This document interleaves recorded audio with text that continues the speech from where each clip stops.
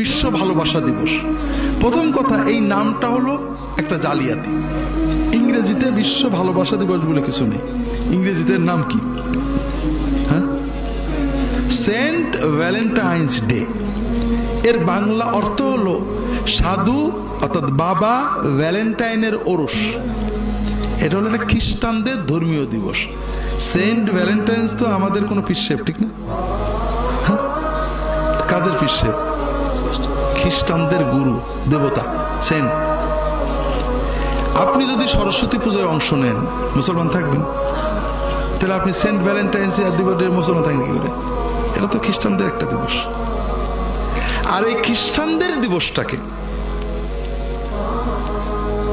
আমাদেরকে গেলানোর জন্য এর নামটা পাল্টে বিশ্ব ভালোবাসা দিবস। এটাও মিডিয়া, কথা বলছেন। এটা কখনো বিশ্ব ভালোবাসা দিবস না, এটা খ্রিস্টানদের একটা ধর্মীয় দিবস।